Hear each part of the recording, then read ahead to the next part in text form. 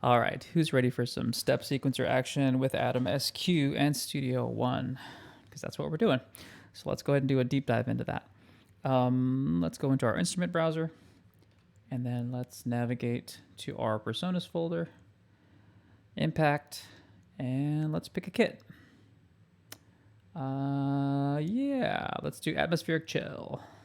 Load selected, and there we go. So if you're not familiar with Impact, if this is the first video you're seeing, basically every pad, you can choose a color for it right up here. And then those colors, of course, are reflected here on Atom SQ. So it's easier to find your samples, etc. So like I said, this is a kind of a deep dive into the step sequencer part of that. So in order to kind of start that process, a couple things we got to do. I'm going to hide that really quick. So over here on Atom SQ, I'm going to page over one page to the right, and you'll see that I have Add Pattern right here in the lower left-hand corner. So when I hit that button, you'll see that, bam, I've got a pattern now in the timeline. Now, pattern is different than a regular instrument part or MIDI part. So you want to make sure you hit the right one. It's not just a standard, if you double click over here, that creates actually an instrument part, and it's very different whenever you go into the editor. So we want to make sure that we have a pattern and not an instrument part. So once you have that, let me kind of flip my camera around here. When you do go into the editor here on Atom SQ, you'll see the editor window pops up on the bottom, and this is our step sequencer or our pattern editor, whatever you want to call it. And specifically, this is the drum one. There are two different versions. There's one that's mainly for drum programming, and then there's another one for melodic instruments, which I'll cover in a different video. But for now, we'll just do this. So I think what I want to do, I actually want to extend this out. It defaults to 1 bar, and you do have to use your mouse to stretch that one out. But I could use SQ to change my loop part here. So I'll extend my loop, and I should be good to go there. So the basic thing you need to look for here is that you're going to be selecting your samples in the top row. So you can see in Studio One, the lanes are changing over here as I hit a different note. You can change your banks by the A, B, C, D, etc. buttons up here on top. So if I hit B, now I'm in a different spot over here. So make sure that you choose the correct bank that you want, and then the programming lane on the bottom actually corresponds with the color of the pad itself. So right now it's red, so that means when I'm going to go program, you'll see that they light up red. And it's kind of hard to see with my lights on super bright, but these are kind of dim right now. So whenever I hit play, you'll see the steps going across there in time. So you'll see it better on your SQ whenever you're using it. So a couple things here we want to set up. Right now we have a full 4 bars basically here, but we're only using 16 steps right now in the pattern editor. So we want to go through and basically use SQ to extend that out. So we can select steps here at the bottom. Once again, we're in editor mode. And once we select that, we can turn the screen encoder to extend the amount of steps. Now, if I just wanted 32 steps, I could have 32, but I know this is rather long, and I'm going to keep it in 16th note for now. So I think I'm just going to extend it all the way out to 64. Now you see that kind of goes off the screen here a little bit, but of course I can always use my vertical zoom, zoom in, zoom out, all that good stuff to get all 64 steps in view. Okay, cool. So we have 64 steps. One last little housekeeping thing. Of course, we're programming 16 steps at a time, right? So let's say if I was just doing one on each beat here, how do I get to the other remaining steps? So on Atom SQ, we have our navigation left and right arrow buttons. And then you'll notice here in Studio One, there's this little bar right above the first 16 steps. So as I move these navigation buttons here, or as I press the navigation buttons, you'll see that the step indicator is actually moving over. So that's how I'd go through and program extra things there. So that's how we do that. Also, the same shortcuts apply. So if you hold down Shift, these A through H buttons turn into just kind of quick fixed shortcuts like copy, paste, delete, duplicate. So those also work here. So I can use my delete command to clear a lane if I want to. Okay, enough of the housekeeping stuff. Let's start programming stuff. So I think I'm going to bring back up Impact so you can kind of see a few things that I'm doing here. So change this over really quick. I think the first thing I want to do, well, I got to find a sample first that I'm going to start with, right? So I'm going to go over to my loop section here, which is in bank B, and I think I am going to use this one. And once again, here on SQ, I'm just pressing and holding down a pad. But that brings up a good point, because if I was to go through here and get back over here and program just hits right here, this is what you're going to hear. Right, because this is a longer loop, and we want to be able to extend it out and have it just as if I'm actually here, holding down the entire time.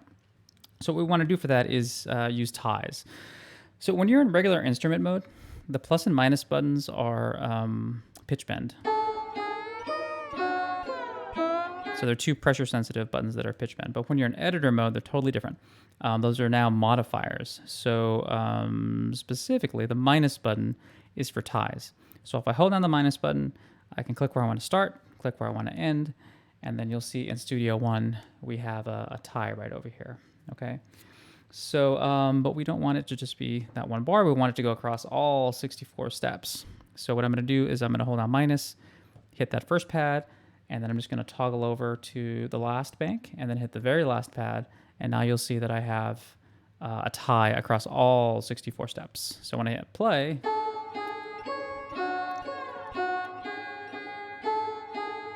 we've got the whole thing. And then it just repeats. Cool. So we have our first sample. I'll probably mess with that here in a minute, but I'm just going to leave that there for now. I think the next thing I want to do, let's open Impact back again. Let's find, this is kind of like a vinyl scratchy type of sound. It's a little bit loud. So basically with Atom SQ, I can come over here and use the first knob. That's automatically assigned to be the gain for whatever pad is currently selected. So I can turn that down a little bit. I can pan it if I wanted to. A couple different things I can do, but I think I'll just leave it right there. That should be fine. So I want to do the exact same thing. Actually, I could just copy this, right? Might as well do what I showed you. So I'm going to hold down Shift and C, which is copy, and then come down into my vinyl here and Shift and G, and that's paste. So now I have both of them there.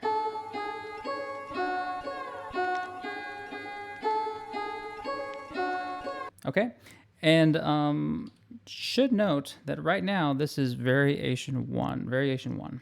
Okay, so we can go through here, duplicate variations, create new variations directly from here. Also, I haven't done it yet, but you can actually go through and change the resolution as well here in Studio One. So if I have that selected, I can change my resolution that you'll see right up here. So that's changing as I change that parameter. Also, I don't think I'll do it in this particular, well, maybe I'll do it in this video. I don't know. We'll see where it takes me.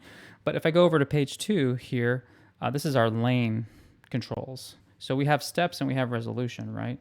But this means that whatever is currently selected. So let's say I selected. We'll go here. Let's go to one of our maybe our kick, and it's set to 64 steps. So I can actually change only the amount of steps for that particular lane whenever I'm in the lane page. So you see I'm actually reducing it over here.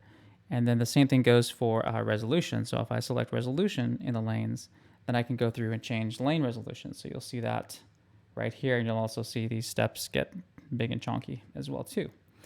So yeah, we'll see if I use that later or not. But you can change steps and resolutions either at a global level when you're on the first page here, or you can change them at the lane level when you're on the second page. Okay. Cool. So yeah, let's get to some more music here. So I'm going to keep this as variation 1. This is kind of like my starting point. And I'm going to duplicate this variation now by hitting duplicate variation. And notice that this turns into variation 2 over here. So I can, anytime I can select that and toggle back and forth between as many variations as I have basically. So I'll leave that on variation 2 now because I want to add to this. And so I think I'm going to go ahead and just do kick first. So let's do, let's hear it.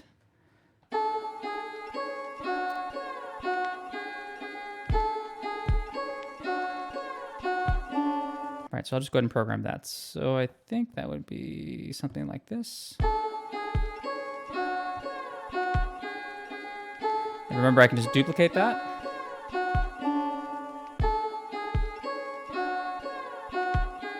Cool, I think that's what I want. So then I'm gonna duplicate that again. So now we have 3 variations here. And I think I'm gonna add in maybe like a hi-hat sound here.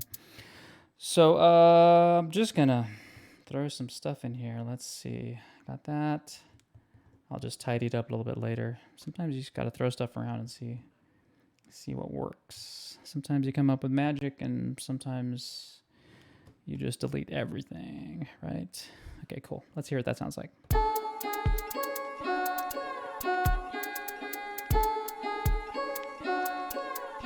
Let me tidy up this one a little bit here.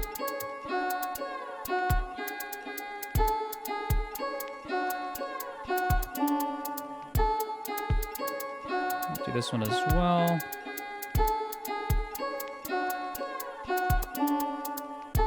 Okay, cool. So I've got my hi-hat, or really it's just a shaker sound in there.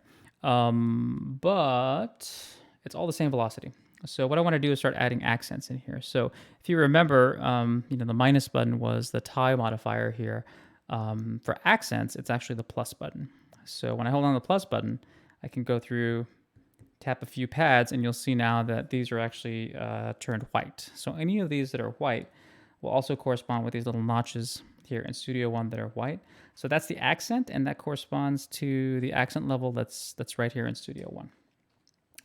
So let me finish doing a few more accents just here and there. Could do that. And like I said, I'll clean it up later, but let's just take a listen.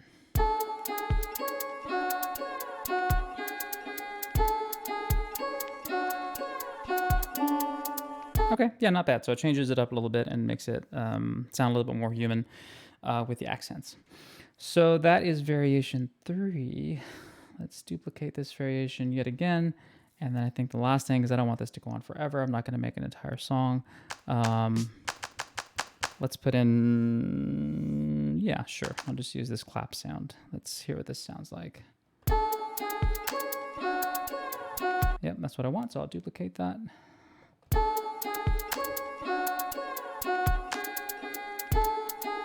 And then I definitely want to kind of reinforce that. So I'm going to copy that, and I'm going to paste that onto this other snare part. So they both together will sound like this.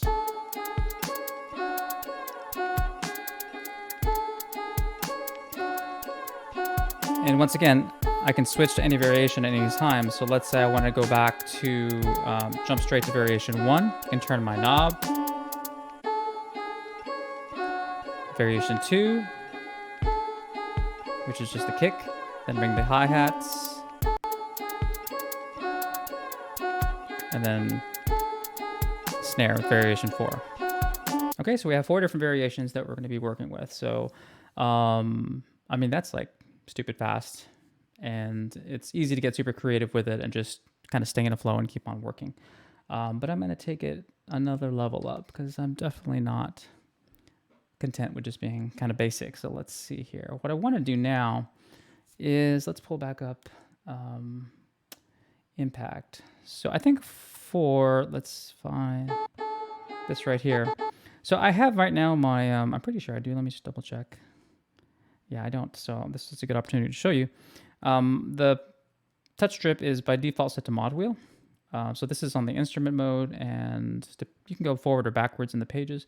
If you were going right, you would go 2 pages over to the right. Select strip, and then as you turn the knob here, you'll see that you have different options. So you can switch it over to pitch bend.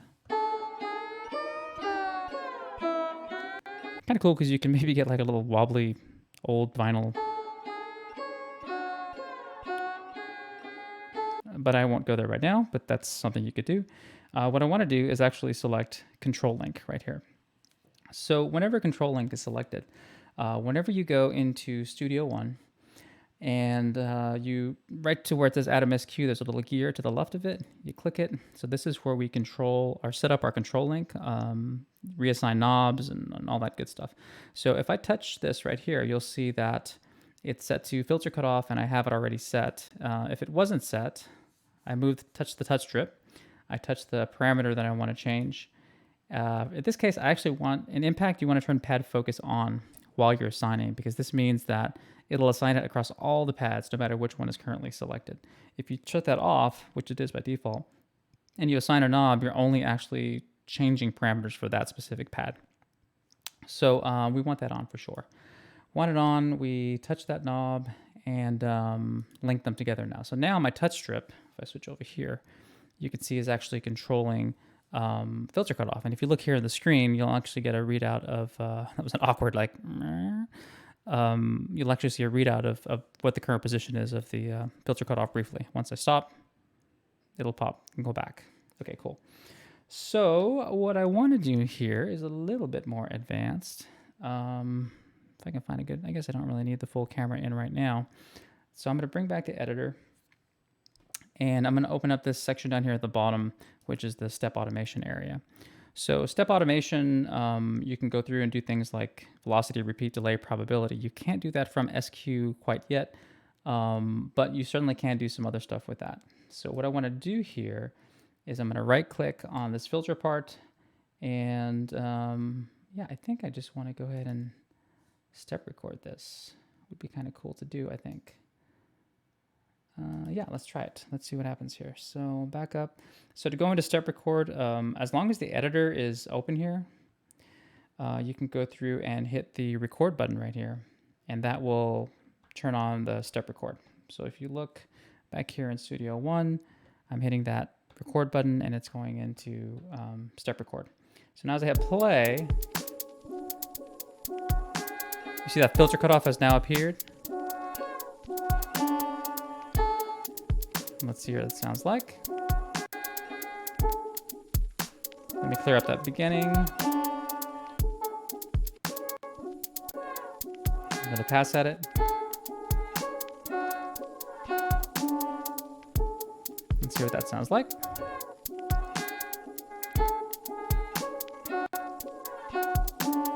So that's pretty cool. I can go through here, use the touch strip, hit step record, and then control any of those parameters with SQ while we're in step record mode. So we have that. I think the last thing I'll do this, I want to kind of pitch up this sample. So knob 4 is usually the default for transpose. Bring that back. Let's try that.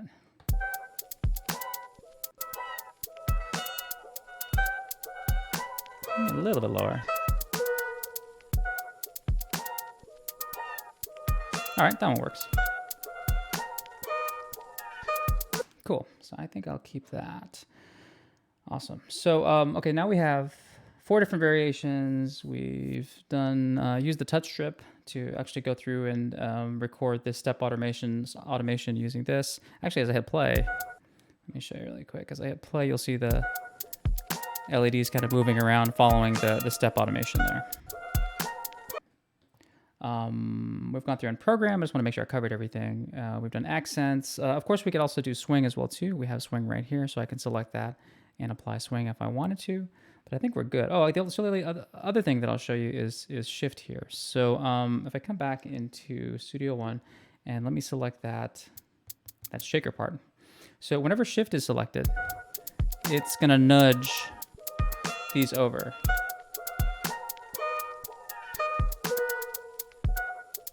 So you can kind of mess around with it and find maybe just something that you get lucky and sounds pretty good just by shifting it back and forth.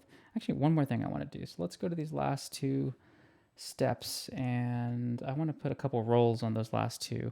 Can't do it from SQ quite yet, but once again, you would go through here and select repeat.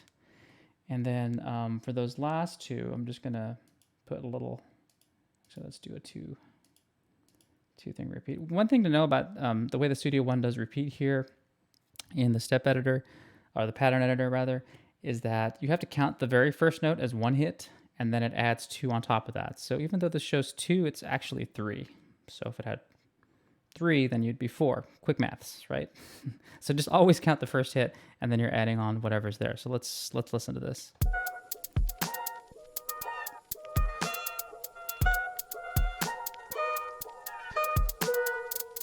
Right, let's just add a few other in here, why not? Just gonna do on the downbeats, I think.